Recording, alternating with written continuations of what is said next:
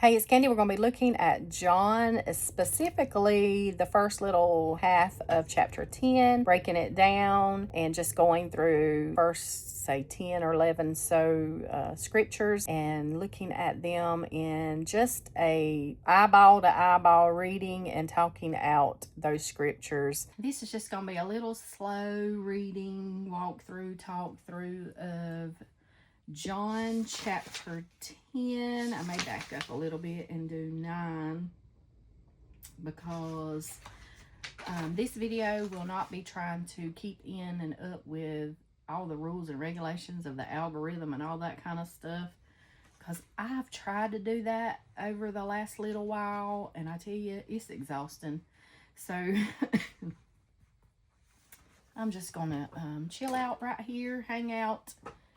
And if you want to hang out with me and let's talk through, this is a slow, simple read through, talk through of the book of John, chapter 10.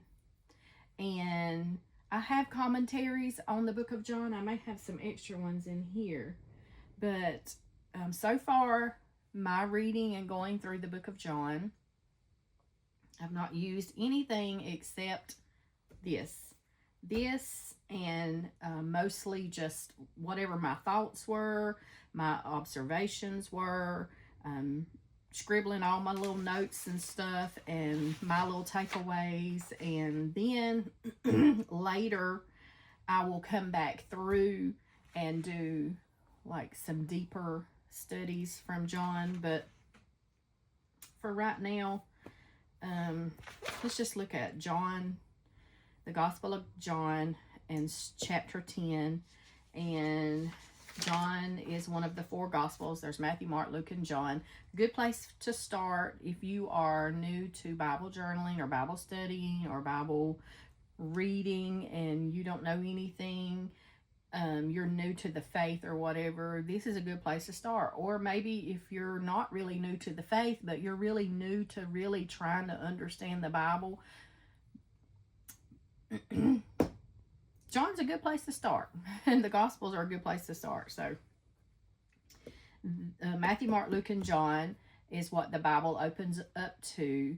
After the Old Testament, you come into the New Testament, and Jesus comes on the scene in the flesh. Okay, John opens up in chapter 1, which is very beautiful, that John takes the Gospels starting point all the way back to the beginning. You can read John chapter 1 and then go back and read Genesis chapter 1, and they are so similar and things that you'll pick up and you know, cross-reference or whatever. But moving through the book of John, you will find a bunch of like I am statements, and John is expressing who Jesus is as the Messiah. And also I want to point out that John chapter 1 speaks of John the Baptist. That can be confusing, or I know it was for me, like years ago before I figured out what was going on. Like, anyways. So, whenever John is writing about the witness that came before to bear witness of Jesus, that's talking about John the Baptist. John the Baptist can also be seen in the other Gospels, where he is like the voice crying out in the wilderness. He's the one baptizing. He's the one who's saying, the one coming after me is the one. John was born to Elizabeth and Zacharias, and you can read about that in the earlier parts of the book of Luke, how that story unfolds. Anyways, just wanted to make mention there in case somebody starts reading John and they kind of get confused in that sense or area. But John chapter 10. Jesus has so many things and places and peoples happening through his ministry. He has a really short-lived ministry, really, as far as like the scriptures tell us, before he is on the cross, and then he's resurrected and then he's ascended, and we are waiting for his return. And so he encounters the Pharisees a lot.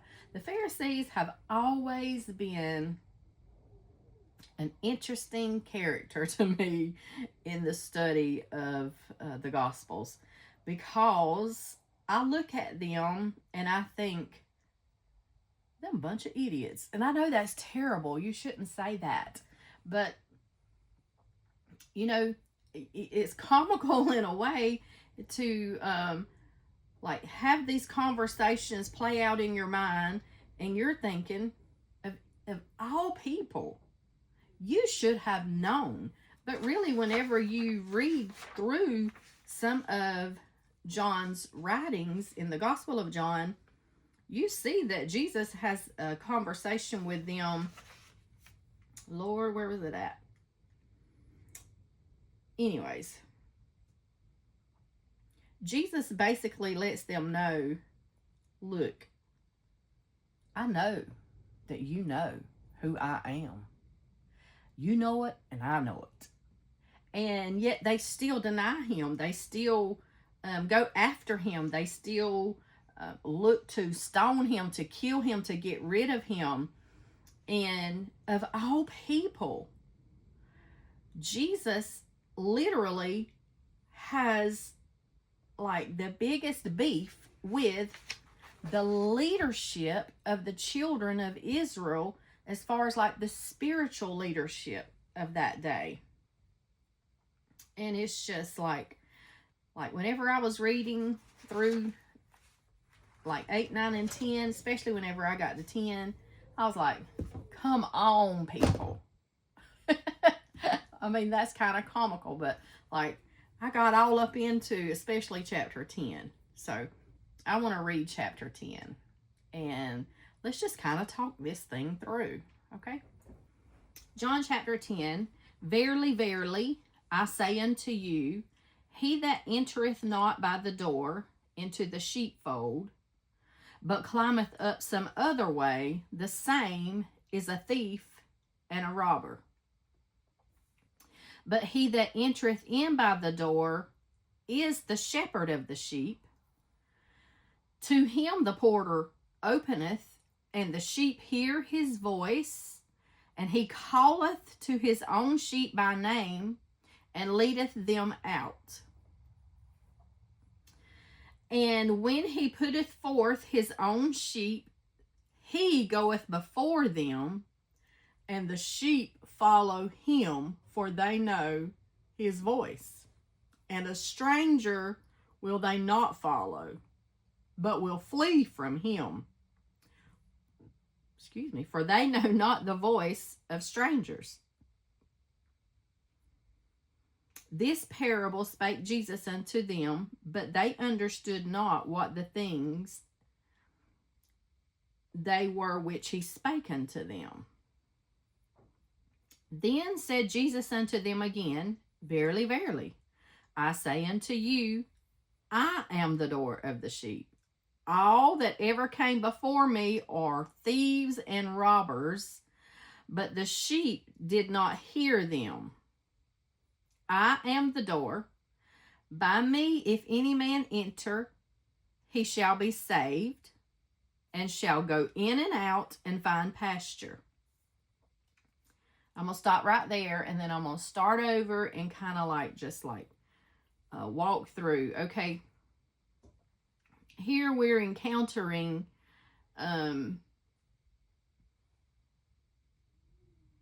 Jesus having this conversation with the Pharisees, and he's talking to them in a parable.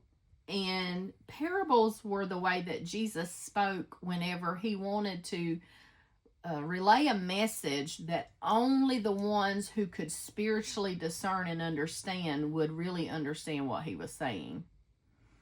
And it's not that he was absolutely just like purposefully trying to make sure that people stayed in the dark or stayed blind so that they could be judged and die and go to hell. But he was doing this in a way to Well, he basically says so right here, the reason why he does this, that his sheep hear his voice and they follow him.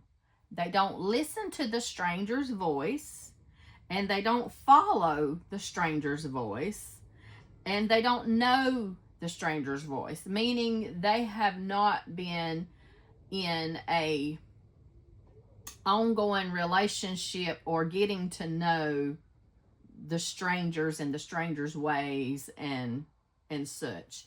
And if you will read through the book of John, notice every time that Jesus did something good, like heal someone or whatever, notice how the Pharisees would get upset and get angry, and they would look for whatever thing that they could pick that thing apart and show it to be, they would call it bad in some way, in their own way. They would point to the law and say, you're not supposed to do this because it's the Sabbath day. But if you will notice and mark in your study, every time it says that they were angered again, or they were as a division, divided, they were a separating of two different kinds of people.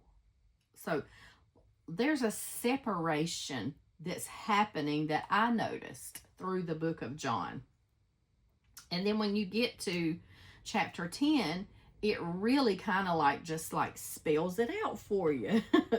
He's letting them know that the ones who came before me were like thieves and robbers, is basically what he calls them, and that he is the door. So if you pay attention to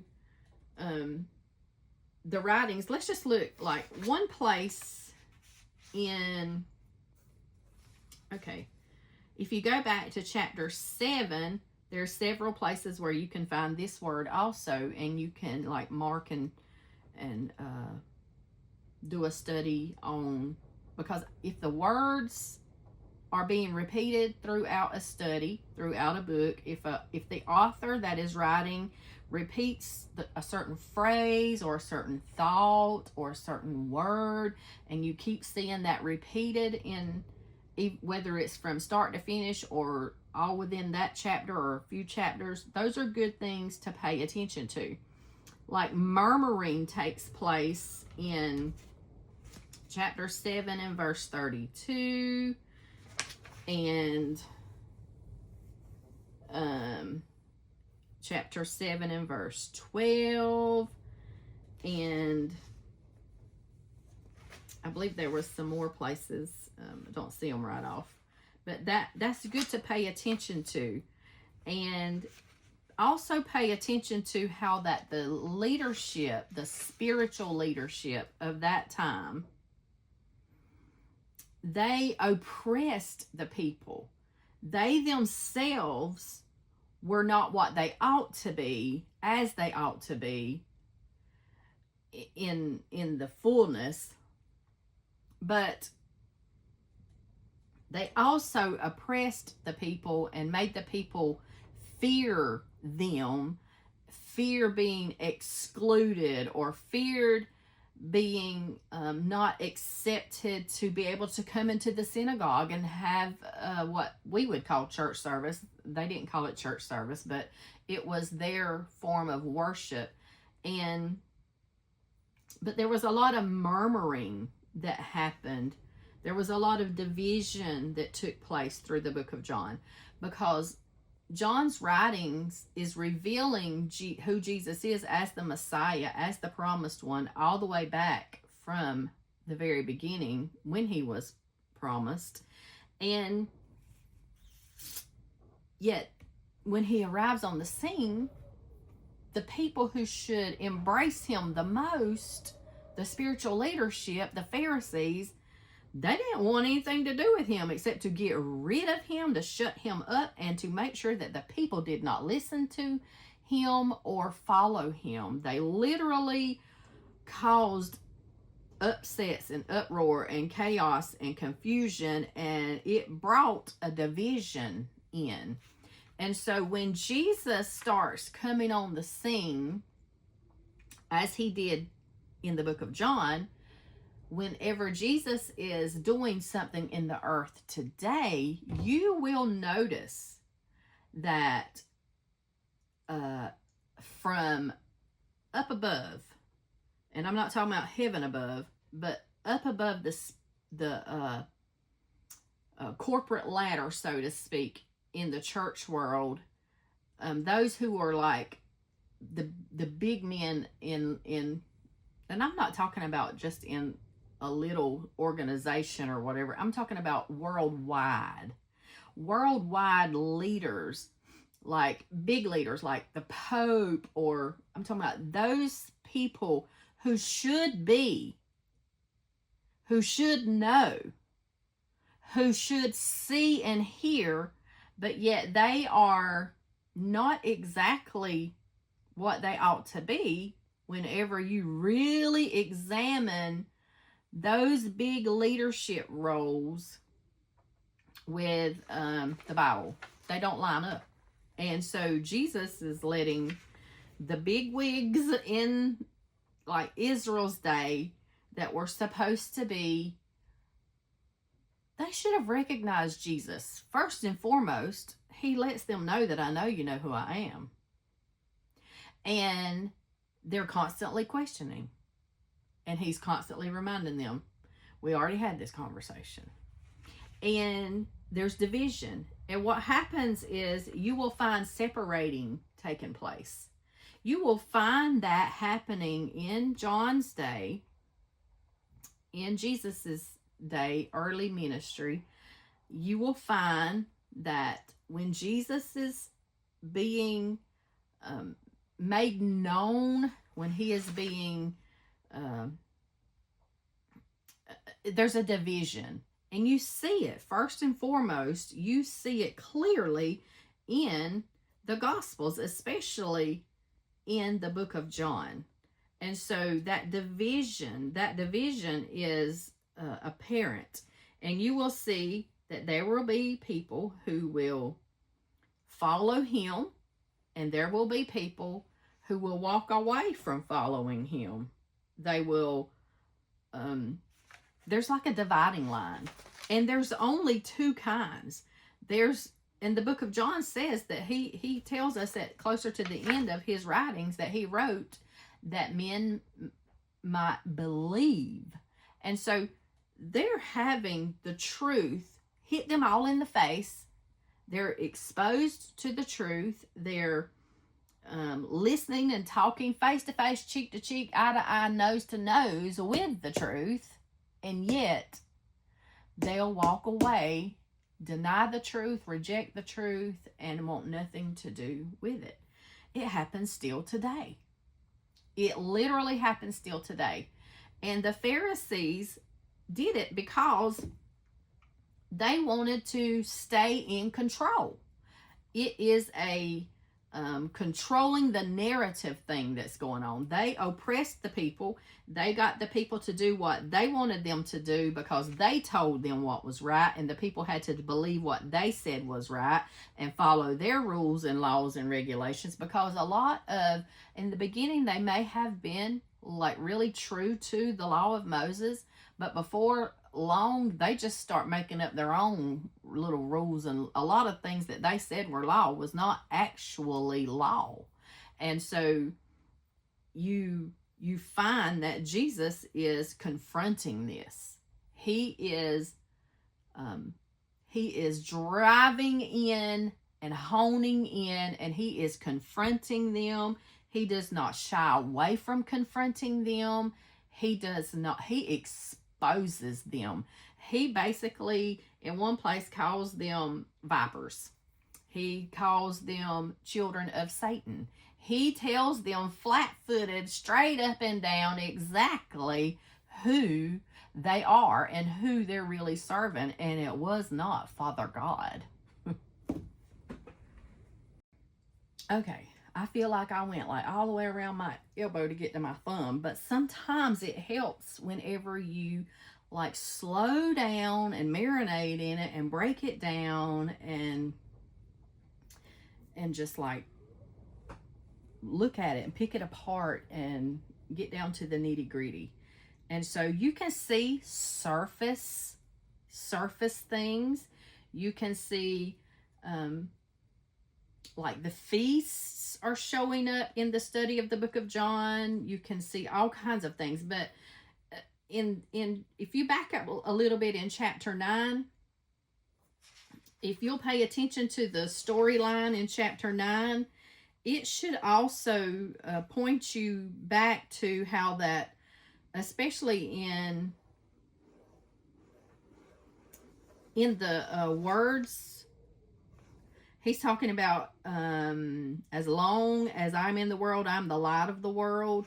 If you pay attention to chapter 9, you can see that there is a dividing line there also in that chapter. You will see those who are in like the kingdom of darkness, they're being overshadowed by darkness. They're following the leadership that is blind and walking in darkness.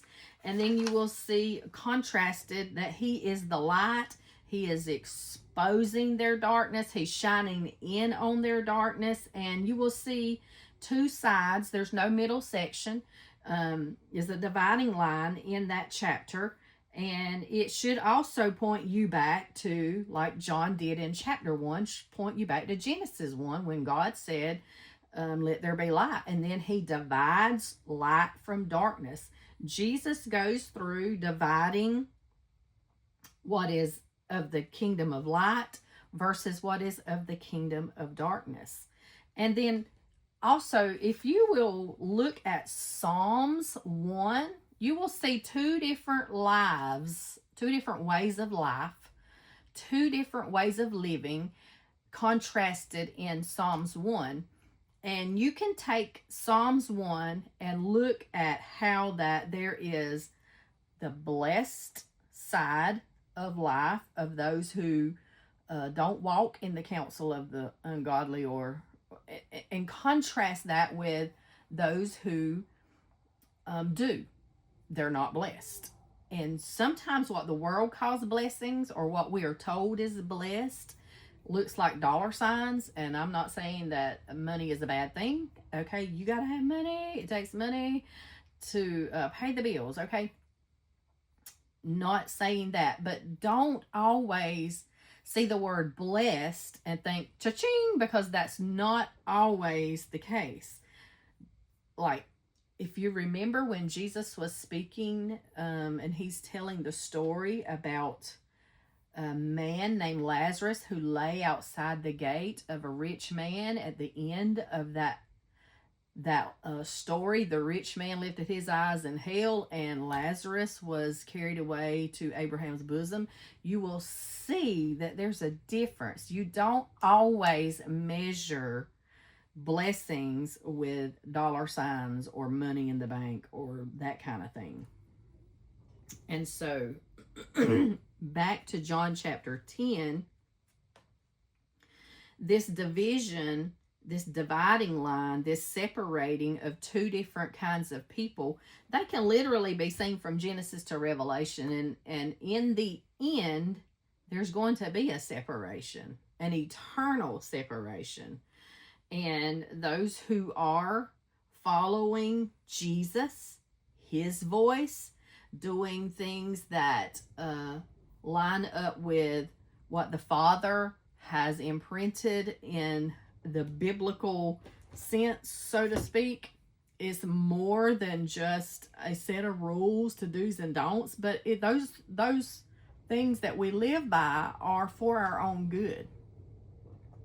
And so to live right and do right, and it's right how God defines right, not how you and me or the Pope or the president or whoever says is right, but how God in his word tells us what he calls right and righteous and holy, and what he calls dark and sinful, and the wages of sin is death. And so Jesus is saying here, as clear as bell, I'm the one. If you're going to get to heaven, if you're going to live in eternity with the Father, you're going to have to come through me. All the others that come up before me are strangers. And then let's pick up here let's go back and start in verse 7. And then said Jesus unto them again, verily, verily, I say unto you, I am the door of the sheep. And this is literally talking about the gate. And in those biblical days, a shepherd who is guarding his sheep, he would have them in a little enclosure, and the gateway or the doorway to get in and out would literally be himself. He would be the keeper of that passageway of going in and out, meaning that there wasn't any wolf coming in except they go through him to get to his sheep. And he would keep his sheep safe. So he was literally the gate, the door. He is the protection, who is the protector, who is providing protection for his sheep. And verse 8, all that ever came before me are thieves and robbers, but the sheep did not hear them. So there were many people in those days who were like following the blind leadership of the Pharisees, who had gotten way off the path. They had literally turned and twisted it into what they wanted it to be, and they had control, and they were even oppressing the people. And the people would fear them because they would fear of being excommunicated. So back in 9, after the division was starting there, after the healing of a feller who was born blind, you can even see that the parents of that blind man that was healed, they would not even lean in onto the side of their son who had been miraculously healed. And they were, it tells us in verse 22, because they feared the Jews. For the Jews had agreed already that if any man did confess that Jesus was the Christ, they should be put out of the synagogue. So they feared not being allowed to stay in that little clique, so to speak. And so back to chapter 10, verse 9, I am the door. By me, if any man enter in, he shall be saved, and shall go in and out and find pasture.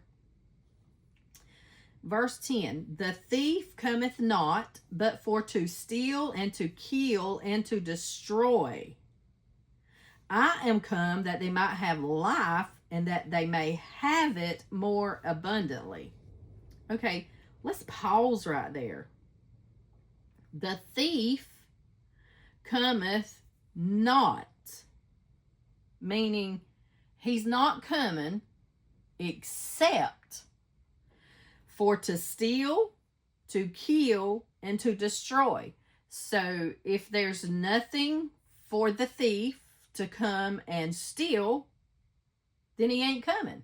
If there's nothing for the thief to come and take and kill and destroy, why would he come? But Jesus says, but I am come that they might have life, and that they have it more abundantly. So Jesus is offering them. John even tells us in his writing, he is writing that people might believe, and through that belief in Jesus, they receive new life. They be born again. John chapter 3 and 4. Read those two together, because they go really good together to show you a good contrast way to view. Like Nicodemus in chapter 3 comes to Jesus secretly by night. But the Samaritan woman, who's supposed to be this sinner, comes to Jesus not even knowing that she's coming to Jesus. Actually, Jesus is going to her by day, in broad daylight. And she is more receptive than Nicodemus is. And he's supposed to be like one of the leaders of that time. Later, you will read about Nicodemus again, and it seems like Nicodemus came around to the right side of thinking. So there that is. That's something for you to look and study up on. And then Jesus says, I am the good shepherd, and the good shepherd giveth his life for the sheep. So Jesus is laying his life down for the sheep. These Pharisees ain't laying nothing down for the sheep. In fact, they just trying to control the narrative and get what they can get out of the sheep. Okay. But he that is an hireling and not the shepherd, whose own the sheep are not, they see a wolf coming and they leave the sheep and flee, and the wolf catcheth them and scattereth the sheep. So he's saying those who are not really, honestly, and truly caring for the sheep, when they see danger coming, they just go in self-preservation mode. They're like, let the wolf eat the sheep. Let me get out of here. I don't want to get ate. But Jesus is not like that. He come to bring life, where the wolf comes to steal, kill, and destroy.